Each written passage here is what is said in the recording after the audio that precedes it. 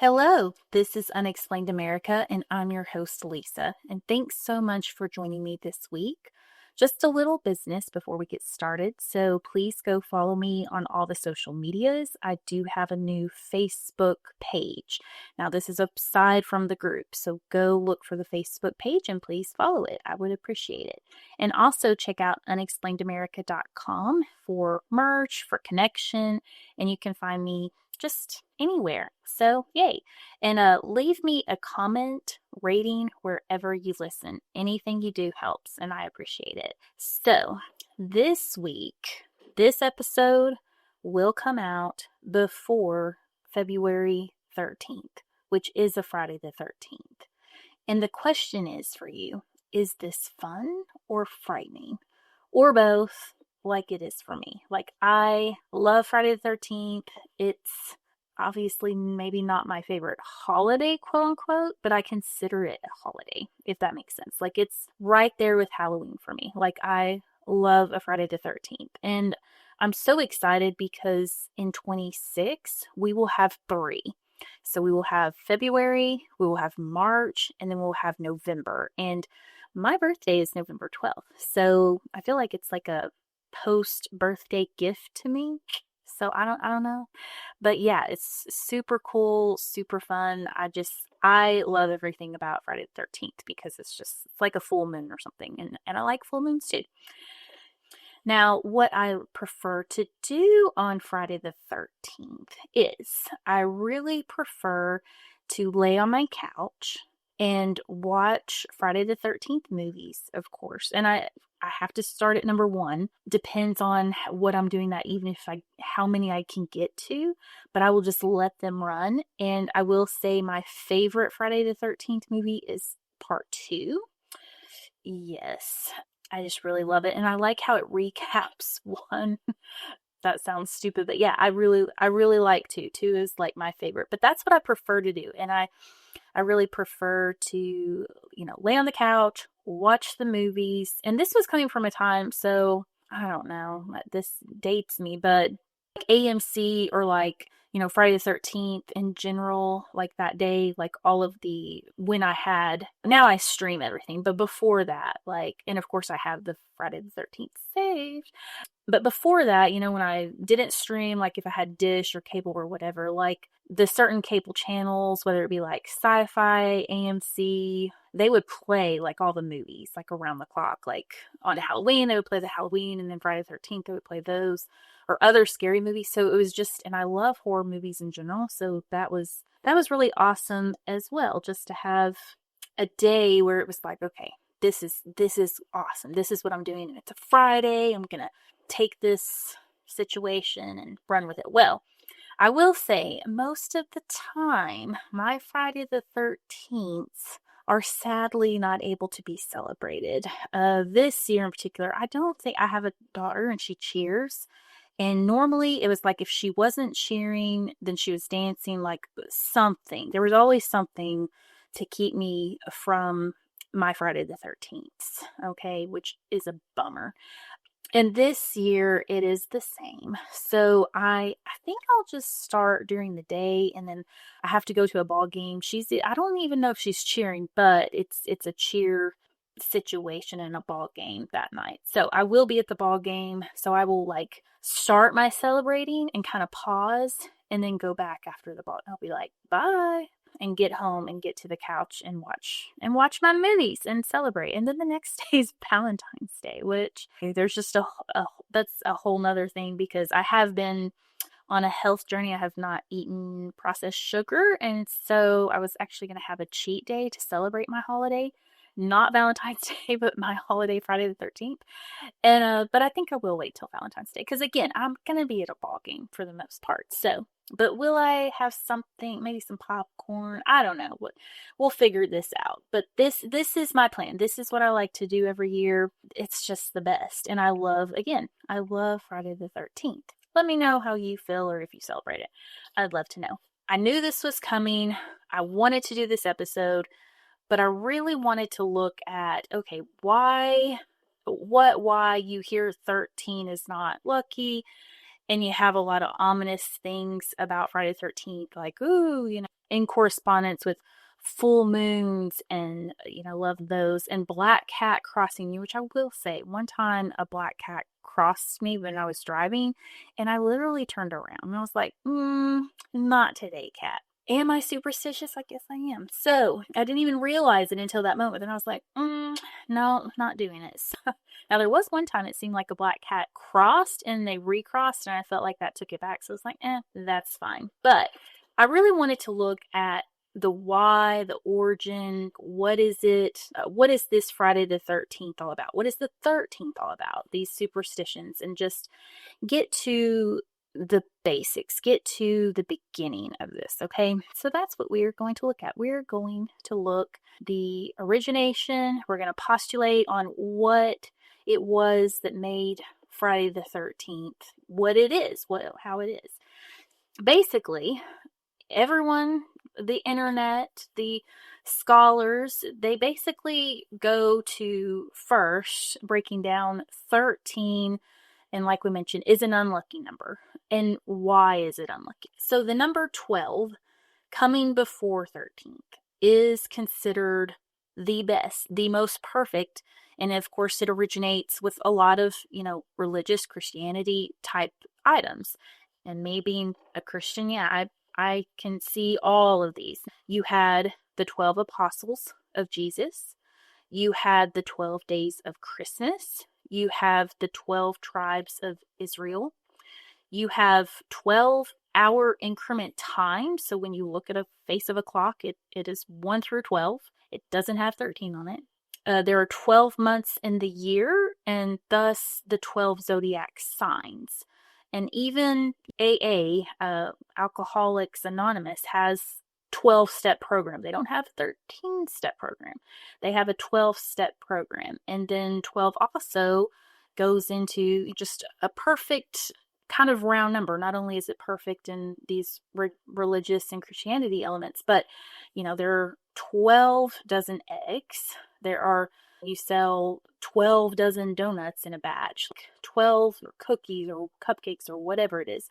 Just 12 represents perfection, just a perfect number, a perfect quote unquote unit. Thus, 13 is 12's polar opposite, okay? It is awkward, it's one too many, it's seen as imperfect, it's basically considered 12's ugly stepsister, even before Christ. So we're going to go way, way back before Christ came.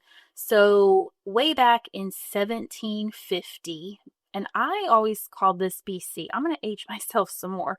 I did look at some things lately, and now I guess we use BCE, maybe for non-religious persons, meaning before Common Era. So now it's like before Common Era instead of before Christ. Like I think of BC as before Christ, but basically 1750 years before Christ came, there was a king of Babylon called Hammurabi. Now, under his rule, and in an effort to unite his empire, because there were all kinds of rules and guidelines, and it was a little bit chaotic, okay? And so he decided that in order to unify his empire, to kind of get things maybe a little more equal for people, he decided to come up with a code. And so this code, which was basically the first legal list of rules, it's like one of the earliest complete and written legal codes. And they call it, because of King Hammurabi, Code of Hammurabi. This code, it didn't have 12 codes, 12 laws. No, it literally had 282 different rules. Now, these rules were carved around a lot of things, and they were literally carved into a large finger-shaped black stone. And these rules covered a huge number of topics. And again, it was just to unify, it was to make things fair, because there were all kinds of different outcomes for different situations before this happened. So Yeah, so there was a lot of chaos, but literally the very first rule, and this is stated, and these are just common things, but if a man has accused another of laying a nertu, a death spell, upon him, but cannot prove it, has not been able to prove it, he shall be put to death. So that's serious. So basically, I guess before this, people were going around, all kinds of allegations flying. So this rule, this law, was there to kind of shut that down, to make it very crystal clear what was allowed and what was not allowed. Now, the lore, quote unquote, because it's not really proven, or at least scholars say it's not. Now, the lore goes that the Code of Hammurabi, which, by the way, it goes missing and is not discovered until around 1901 or so. And now, of course, this is, almost modern times. It is the 20th century. But the lore, they said that the law skipped number 13. Then they kind of recant on that. And they say that basically this list of laws skipped over 13th because 13 was such a bad, unlucky, dark number that it went from 12 to 14. Well, theoretically, from what scholars then really found, was that really the truth of it was that the code was never, quote unquote, numbered. So there wasn't any way of, quote unquote, skipping this because they actually numbered the lore afterwards. So when they found the code, they then numbered it. And then maybe a clerical mistake was they went from 12 to 14, or maybe it wasn't a clerical mistake. Maybe it was something else, and that we will get into. Maybe this person that wrote it up was like, I don't like the 13th number. Anyway, but from that point forward, it was said that this Code of Hammurabi, skipped the 13th law because it was taboo. 13 was taboo. 13, not a good number. What's that song? There's like a song. Oh, no. Is it two? Two is, no, one. I don't even know. Strike that. I don't even know. There is a song about that. One is the luckiest number. I don't know. Anyway, so another historic story regarding 13 being unlucky, unfashionable. This comes literally almost 2,000 years after the Code of Hammurabi, okay? Now, around 400 AD, or evidently now they call this CE, Common or Current Era. I say AD, which was, I believe it was Greek or Italian for Anno Domini, meaning Year of Our Lord. So we always saw that as after Christ or after his death. Anywho, I say, so this was around 400 AD or 400 CE, however you want to look at that. In northern Germany, you had mythology at that time called Norse Mythology. And so all of you Avengers, I believe this is Avengers, and all of you Thor fans, this is where all of these movies and these characters originate from. They originate from Norse mythology, at least based upon loosely. In the Norse mythology, there were 12 gods, kind of like the 12 apostles, and they evidently were meeting for a dinner. They had a dinner in Valhalla, and there was the trickster god named Loki, which Loki in the movies is one of my favorite. I will say, out of the Avenger movies, Thor is my favorite. We actually went on a Disney cruise at the end of 22, and it was by far the most magical experience I've ever had. We were on the boat, the Magic, and so Thor, they have all of the movies, and I had actually not seen the Thor movies, and I was kind of not feeling well one day on the trip, and so I did watch the movies, and they were so good. But Thor is my favorite because he's hilarious, but Loki is also one of my favorites. But anyway, so they're having this dinner, and all the gods are together, and there's 12 of them at the dinner party. The trickster god Loki, he shows up uninvited, and he becomes the 13th guest. Very unlucky, very unfashionable, okay? Now, at this party, it's said that Loki manipulates the blind god, which is Hoa. I don't know how to pronounce that. Let me know. Now, he gets the blind god into shooting another god, the balder god, and he kills him And this throws the whole earth into a whole mourning scene of misery and despair. And thus this 13 specifically at the dinner party is seen as awful, atrocious, unlucky, bad, every bad thing associated, because there were 13th and Loki was the 13th person. So it's just another nightmare. Yes, not Nightmare on Elm Street, but Nightmare on Friday? No. Okay, so again, this is just a nightmare. I love the Thor movies. Absolutely my favorite. So fun in the Marvel universe. Before this Norse dinner party. And really, evidently, the Norse mythology kind of was driven out, or everyone just converted to Christianity or to whatever different types of religions. And so the Norse mythology kind of phased out, kind of like Greek mythology did. Before the Norse dinner party happened, of course, we have the ultimate dinner party. We have the Last Supper. And of course, we do have Jesus with his 12 disciples. So this is 13 people, again, at a dinner. And this dinner is held on the Maundy Thursday. It's the very next day is Friday. And this, of course, is when Jesus is crucified. And then, of course, you have the 13th. You have Judas that betrays Jesus, so he's really like the 13th part. So it's extremely unlucky. And this actually kind of in this situation solidifies not only the awfulness of 13 people at this supper, this very unlucky, horrible sadness of the crucifixion the next day, but it's Friday, so it's Friday the 13th. And so that is kind of setting the stage for this unsavoriness of the 13th and Friday to come later on. But definitely many people looked at this was very obvious situation of 13 being evil, being Judas was evil. He was a traitor. He betrayed Jesus of all things. Yes. So this solidifies very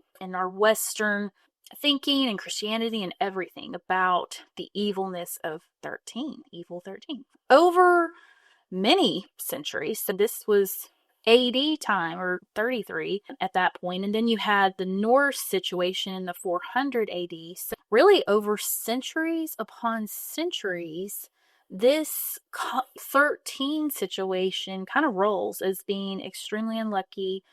There are certain events that happen that we'll discuss, and of course we look for events, we look for links. We have the lucky or unlucky number 13, and then what happens on the 13th, and so we'll look at that. But it's just over the years, not only the superstition of the 13th, but you have other superstitions, of course. You have don't spill salt, don't break a mirror, the black cat situation, don't walk under a ladder.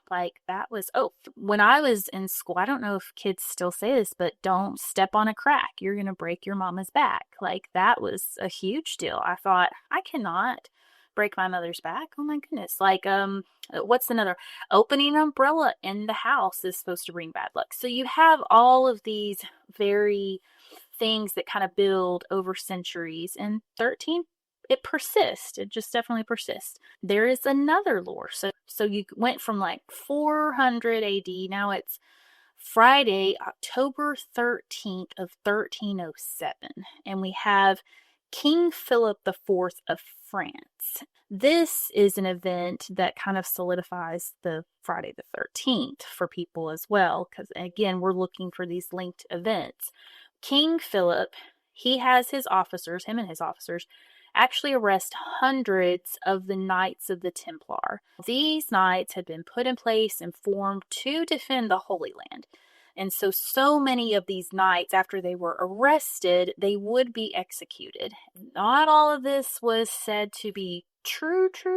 There's so much lore involved, this didn't really happen like this or whatever, but the lore solidifies the fact that it was quote unquote, or maybe not fact, Friday, October 13th that this happened. And so this was not a cool thing, the execution of these Knights of the Templar. Like, this was an evil thing, along with all the other evil things that represented the 13th, the Friday the 13th movement. Again, did this really happen? Who knows? Probably not, but it sounded fun to them at the time, and it solidified this feeling of the 13th being evil. It was just another little thing. We're going through many centuries after this that 13 is still, it's superstitious. It's a problem. People are, over the years, talking about how 13 is awful. They're avoiding, and like we talked about the other superstitions, the ladder, the umbrellas, the whatever. So you have some people that are coming about that are like, hey, 13 isn't bad. These superstitions are absolutely ignorant. They are considering themselves extremely enlightened, extremely intelligent, men, people that are just like, no, 13 is fine. 13, there's nothing wrong with 13. So in New York, around 1882, there is a man named Captain William Fowler. Now, he gets together and forms a club called the 13 Club. This club is specifically put together, and again, they're thinking all these superstitions are quite unfounded, they're ridiculous, they want to do away with this. That, again, they are way above this, they're way enlightened. They bring together 13. There's going to be a dinner party, and there's going to be dinners, and there's going to be 13 guests, period. They are going to completely remove the stigma. That is their point of 13, and also other superstitions. So they would meet on the 13th day of the month. They would meet in a room 13 of evidently a place called Knickerbocker Cottage. And this was just a popular place that Fowler hung out in. Now, before sitting down to a 13-course dinner, it says, the members would actually go underneath a ladder. They would break mirrors. They would spill salt. They would do everything they could to dispel these so-called silly superstitions. And then they also had a banner, it said, that was in Latin. It was Mortuari te salutamus.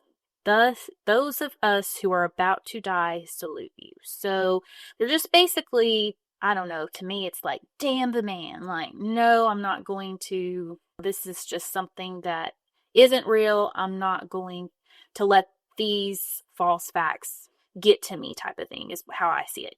I did think it's interesting. I did not know anything of this 13 Club, but evidently there were numerous famous people a part of this club. There were presidents, and in fact, this is sad, I didn't know this president, but President Chester Arthur, President Grover Cleveland, President Benjamin Harrison, and then Theodore Roosevelt were all at one point a part of the 13 Club or attended the 13 dinners or whatever. So, but this was kind of becoming, and this was 1882. So kind of at this moment also, you have skyscrapers, you have tall buildings being built. So around 1885, in fact, the first quote-unquote skyscraper is actually built in Chicago. So the first tall buildings are being built. And at that time, a lot of the buildings, if they were tall enough, they were skipping over the 13th floor. So they weren't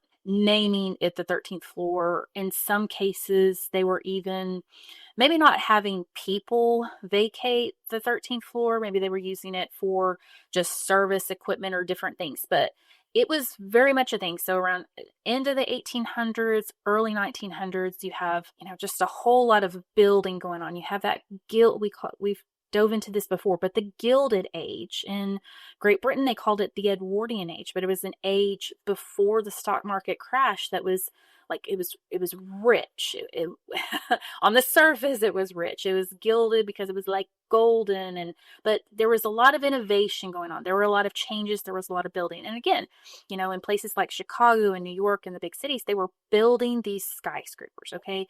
And so there were many people at that time that were superstitious. And so when they built, they were vacating those numbers. And then on the flip side, you had people, especially as you got into kind of the 1920s and the 1930s, that were like, I'm not going by this, number situation. This is ridiculous type of thing. Now, I will say many hotels, and we'll kind of talk about that, many hotels really wanted to skip the 13th because of their patrons. So they didn't want to have or house certain patrons. They didn't want them, getting scared or having this in their head, because this was truly a thing. And we'll kind of talk about that. But like at that time, it was kind of a scared, terrifying thing for some people, a very unlucky thing. And they didn't want their patrons to be scared about being housed on the 13th floor. Certain hotels did this. They would even label, instead of labeling the floor 13, they will label it, either they would skip, they go from 12 to 14, or they call it 12A or 12B. So instead of 13, now there was a Hotel Burnham in Chicago that was built. They did this. The Essex House in New York City. There was the Sherry Netherland Hotel in New York City as well. And then there was a Landmark Resort Hotel. So just again, various hotels did this, and they just didn't want to deal or have customers be afraid, like very superstitious people out there, and they didn't want to deal with that. And I get that. Now, even the Otis Elevator Company, who has been around, this goes way back into these early buildings. They said for every one building that did have a 13th floor, there were 6 others that didn't. So around 85% of their elevators skipped the 13th floor, by the way. Isn't that interesting? I thought that was very interesting. Again, you still have things in certain hotels that were doing certain things, like the Waldorf Astoria does skip the 13th floor for their patrons. Now, on the flip side of things, you have the MGM Grand in Las Vegas. They skipped the number 4th floor, and that was due to like an Asian cultural superstition going on, not the 13th floor necessary. So it really varied with the buildings. And like I said, the Otis Company found around 85% of the buildings that they put elevators in skipped it. So interesting. But as you rolled into the 1930s, 1940s, like you had the Empire State Building, you had the Flatiron Building, you had the Woolworth Building, all of these huge, huge skyscrapers, they all had 13th floors. And especially the newer buildings, the Twin Towers, which were built at the end of the 1960s, dedicated in 1972, I believe, but both Twin Towers, the North and the South, they both included 13th floors and had people on the 13th floor. So it wasn't just mechanical services. So it became this thing, quote unquote. I've been to New York City in the last few years, and I don't know if anyone's familiar with this. I think it's One Vanderbilt. It is the Summit building, and it's huge. And I think there's like 102 floors or more. And it's an amazing building, and they have this whole sensory, just amazing thing. But they have the 13th floor. So that, so nowadays, I guess it depends on the company, depends on the situation, but it is interesting to find hotels or different things that skip over that 13th floor. It's very interesting. I had stayed at the Skirvin Hotel, which the Skirvin was built in the early 1900s in Oklahoma City. And so I've done an episode on that. Go back and listen. It's very interesting.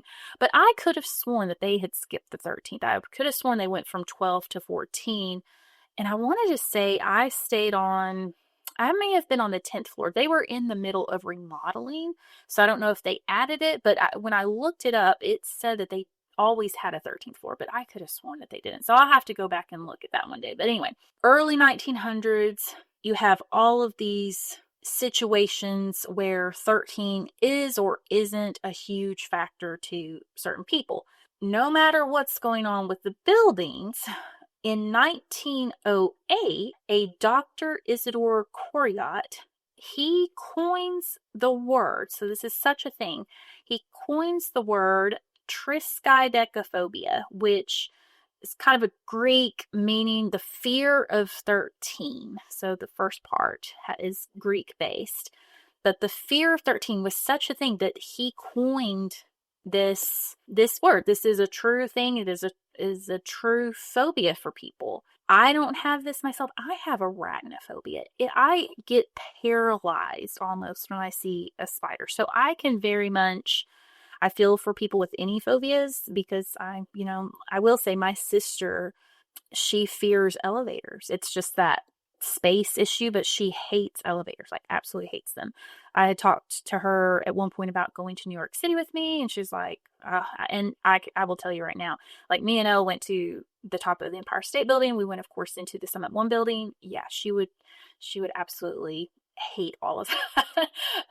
I mean, your ears are popping and popping and popping. You're going so high. It's just crazy. But anyway, it's just interesting that this fear of 13 was such a thing that in the early 1900s, the psychologist coined this word. It's crazy. Now, right before this, though, an author named Thomas William Lawson, he wrote a book called Friday the 13th.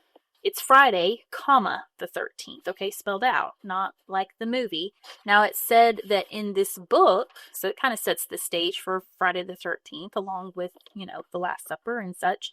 And this book is set in New York City, and it's a stockbroker who plays on the superstitious people and basically creates chaos on Wall Street on a Friday the 13th, and he ends up making a killing in the stock market. So that's what this book is about. But he is actually playing on people's superstitions in order to, cause this issue. I have not read the book, and I didn't even know about the book. So it's interesting. I'll have to go back and do that. Now, so it's interesting. So you have all of these things leading up to this, and you have this book, you have this actual word, triskaidekaphobia word, you have so many. And then, of course, you keep going through these years, even though you have people like the 13 Club, other people keep seeing certain bad events that correlate. We're always looking for clues and to kind of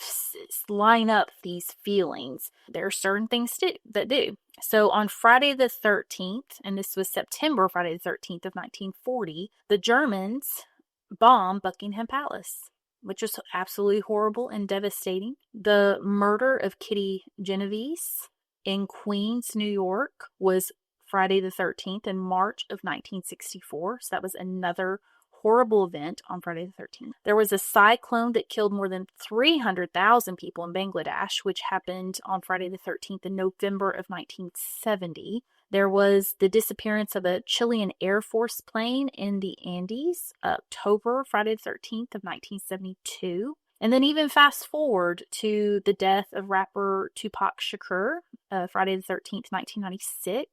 And then the crash of the Costa Concordia cruise ship off the coast of Italy, which killed 30 people. And this was as early as Friday the 13th of January 2012. So these horrific events. So people, align these events with bad happening on the 13th. And of course, unfortunately, bad things happen on all sorts of days. But this aligned with people as far as the superstition, like Friday the 13th. It's evil. Maybe we shouldn't, go on the cruise or get on the ship or get on the plane or do anything. So on that day, because it's a scary day.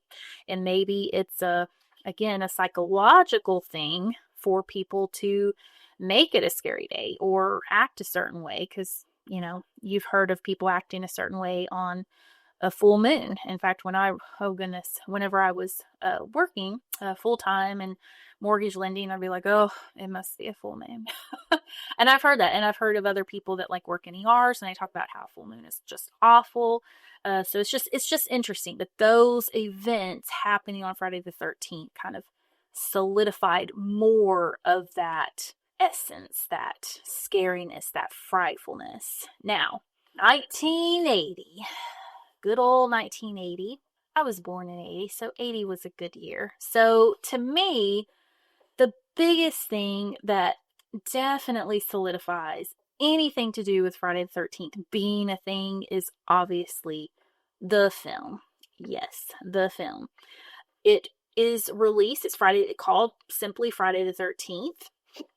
It was released May 9th of 1980. It was directed by Sean S. Cunningham. It was literally produced on a very low budget of $550,000. Now, it ended up grossing over $60 million. It was huge. It ended up being huge and just made on such a shoestring budget for movies. It was filmed at a place in New Jersey. It was a camp, Novi Bosco. And this was really inspired. So Sean Cunningham was inspired by the success of, obviously, John Carpenter's Halloween. And if you guys have listened to me before, you know Halloween's like the ultimate be all. It is my favorite horror movie, period. The original Halloween, the John Carpenter original Halloween. It is epic. There's nothing bad about that. I will fight you.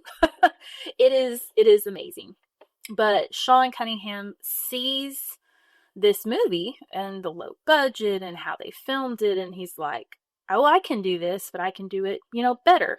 And he, on the flip side, of course, John Carpenter wanted his movie to be not a slasher, not bloody, just really all about the suspense situation. But Sean Cunningham went the opposite way. He went into the slasher mode. And I will say, I did an episode at Christmas on, it was a movie review episode about the movie Black Christmas. And I will say, I felt, and that came out, I want to say 74, 76. I think it was 74. And so that to me was like, wow. Like that to me was what, they may say it was Halloween they looked at. I really think they looked at Black Christmas. Black Christmas, it is really good. If you have not seen the original Black Christmas movie, go see that, because yeah, I think slasher movie, I think it's suspenseful, but I think they really looked at that, the way it's filmed and everything about it, even the acting. Just that acting style is definitely Black Christmas. So I think that there was definitely inspiration there myself. I'm just saying that. In this movie, they have the iconic killer Jason Voorhees, and eventually he comes out, like, not even until like the third in the franchise, like Friday the 13th part 3, Jason comes out with like hockey mask, the iconic hockey mask. But even in the first two, of course, Jason, we'll talk about that, isn't even a part of part 1. It's his mother who's the killer. So, and in the Scream movies, they always ask, the questions about, the killer's always asking about movie, horror movie lore. How do you know, and like, who's the killer? And they're like, oh, of course it's the mom. It's Jason. It's Jason. No, it's the mom. And it's Mrs. Voorhees. So anyway, so kind of some fun facts, because of course, to me, the movie is iconic. It's just iconic, and definitely brings Friday the 13th into being iconic to me. Original killer, of course, is Pamela Voorhees, which is Jason Voorhees' mother. This is played by Betsy Palmer, and we've kind of have some fun facts, but she is actually the first killer in the first film. So she is the killer in Friday the 13th part 1. And she kills 9 people. She commits 9 murders. How they came up with Jason's name. So the screenwriter, his name was Victor Miller. So he had a couple sons. They were Josh and Ian. So he just kind of name bashed those to get Jason. So it was Josh, Ian, Jason. The scene there. This is kind of a tidbit that I didn't even realize. So the scene in which the kids are, you've got the camp counselors all getting ready, and I can't remember which one, but the scene in where he like kills the snake. Oh, it's when Annie is screaming about the snake in her room. That's it. So that they come in, and then the snake is killed with a shovel, I believe. That was not scripted. That actually happened. It was a real snake, and it was really killed.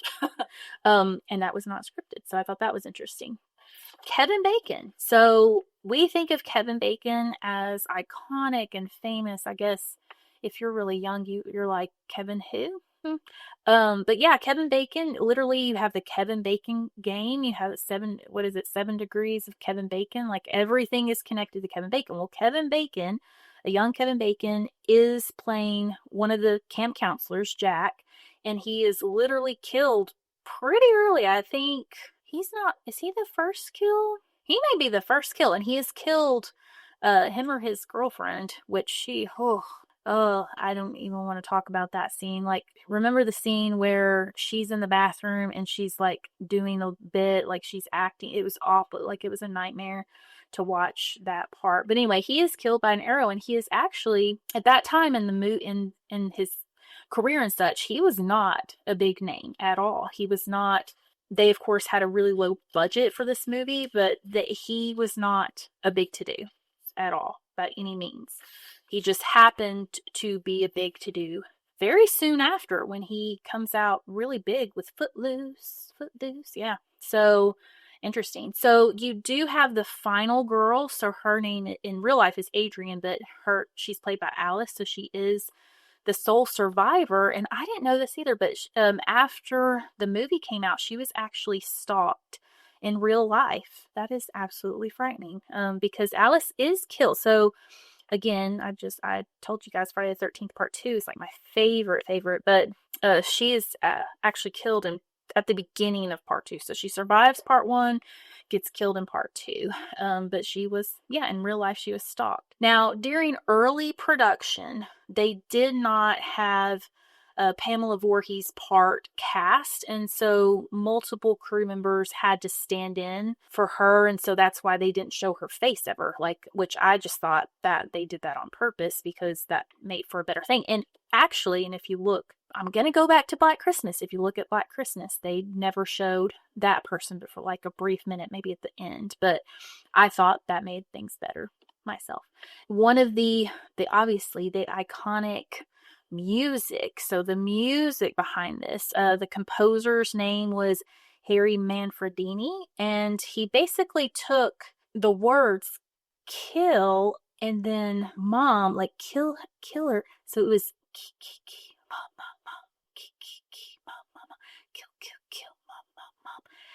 He was taking kill mommy, and then of course in the movie itself you did have Miss Voorhees, and we'll talk about, Betsy Palmer, who played her eventually. She's like, kill her, mommy, kill her, mommy. Like, it's so creepy, like kind of Jason talking to his mom, kill her, mommy, kill her, from beyond the grave. So creepy, but that is just super creepy, and that's just me. Love it. So special effects artist Tom Savini, he used a mixture for the blood formula of laundry product plus photo flow, which kind of temporarily evidently blinded one of the actors in the arrow through the neck scene. So I can't remember if that was the Bill character. That may have been the Bill character, which we'll talk about him. And in that first film, Jason again does not appear as the killer. He appears just as a child, kind of in flashbacks, or even when he's, at the end of the movie when Annie's, in the lake, she has survived his mom, and then he comes out of the water. That is absolutely creepy. Now, it's said that a musician, Lou Reed, he actually lived near this camp where they were filming, and so he hung out on the set a lot. So, I thought that was interesting. I don't know. I don't really know who Lou Reed is. That's a little before my time, or not my music. I don't know. One or the other.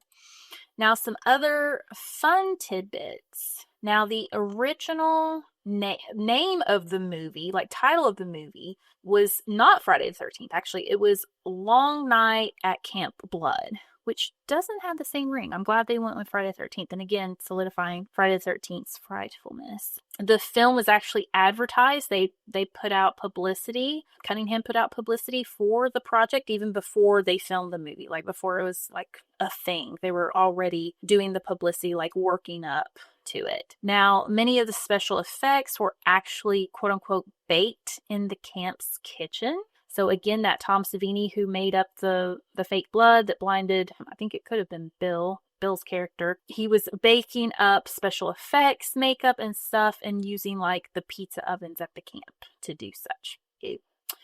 The camp, evidently, it said this camp Nobi Bosco is really a functional camp to this day. And it seems like I've seen something where you can actually go stay there. But I love like anything that calls itself Camp Crystal Lake or whatever. That's just really cool. I think one of my listeners had sent me something, and I thought that is so cool. It was like you could go and experience, like it was like a convention where you could go have your own Camp Crystal Lake experience. And I'm like, oh, that would be awesome.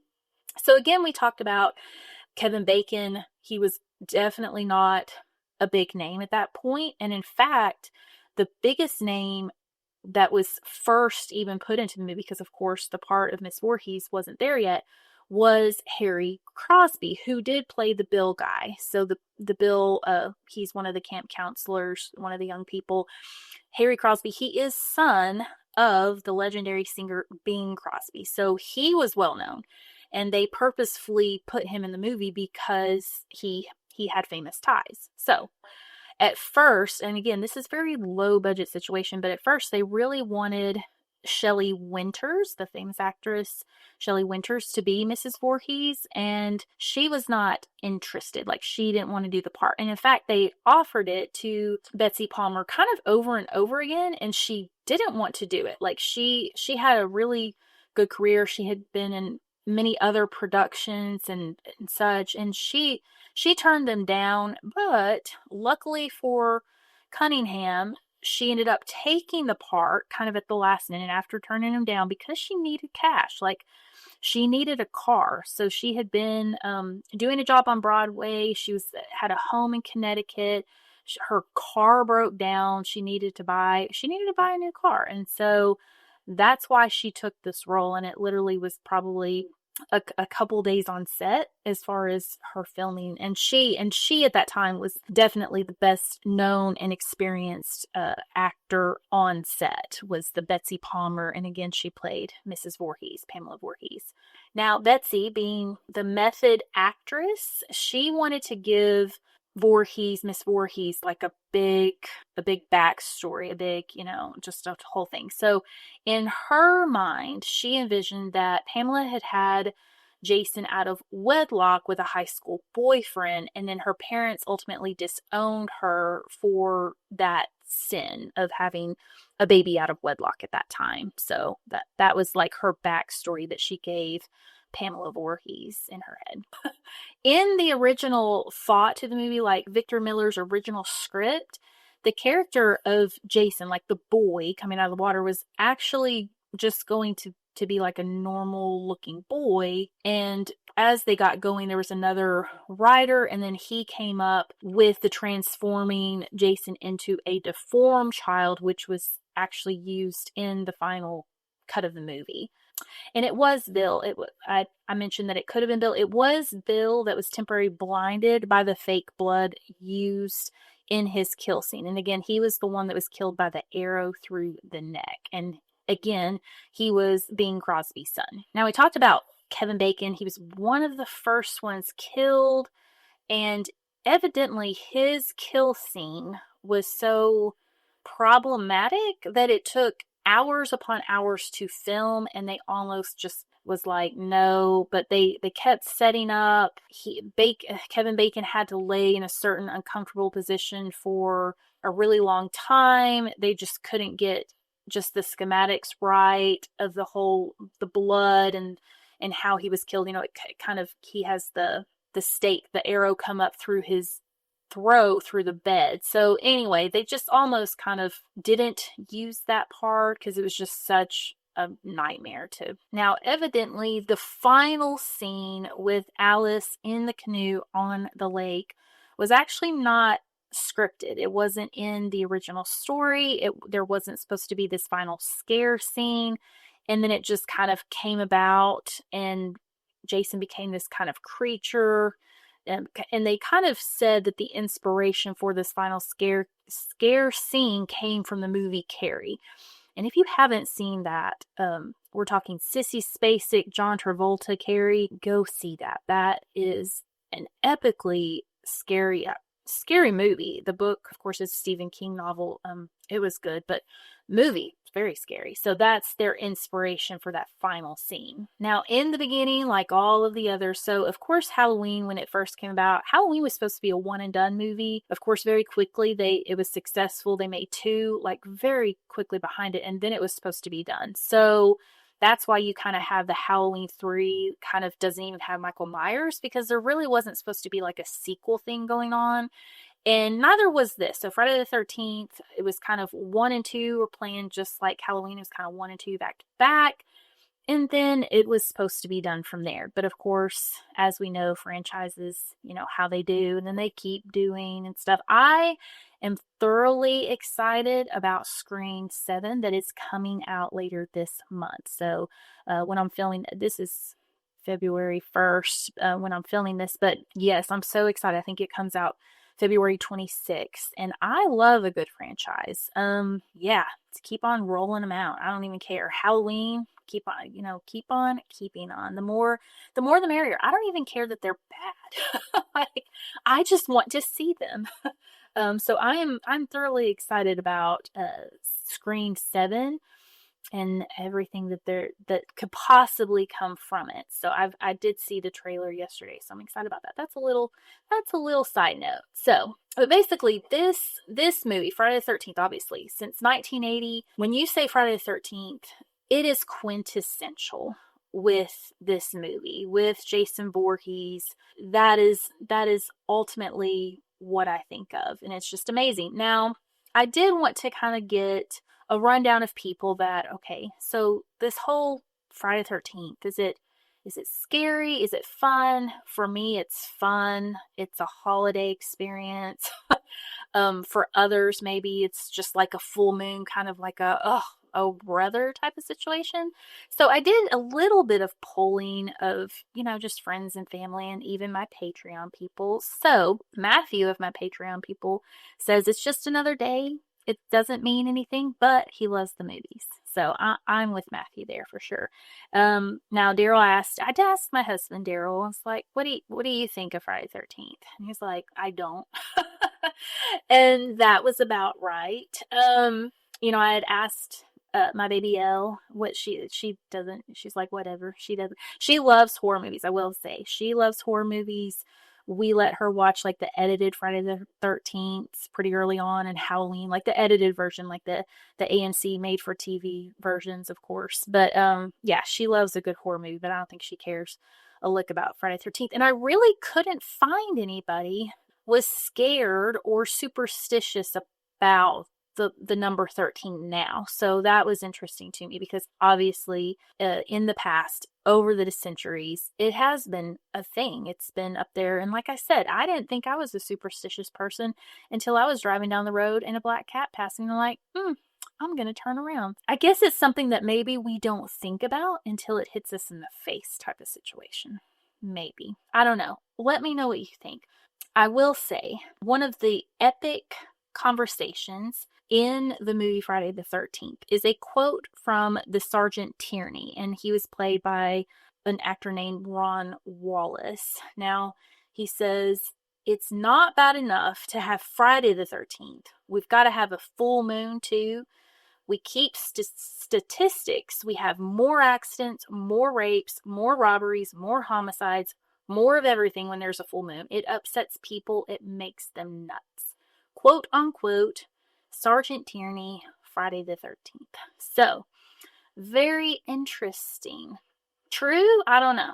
Hardly. It's a movie. But it is very interesting. So, if you're in law enforcement and if you've kept tabs on things, let me know. Full moon, Friday the 13th, whatever you think it is.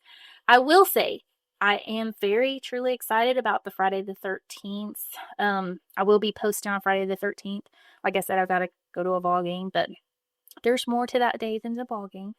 But I will be posting. And then I did look. So like I said, we have 3 Friday the 13th in 2026. However, none of them align with the full moon. Now, the full moon in March is coming March 3rd.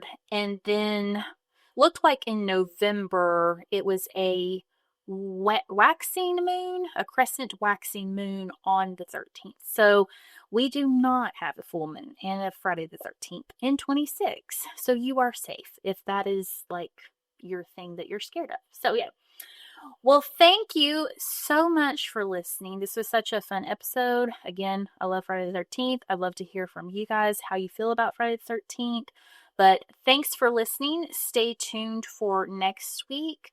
I'm not sure. I've got a lineup. It's either going to be the kidnapping of the Lindbergh baby, or it's going to be on Heaven's Gate cult. So those are both queued up, and it's going to be either or. But stay tuned for a lot more content of Unexplained America coming soon, and watch for details. I am in the works of a live show, so yes.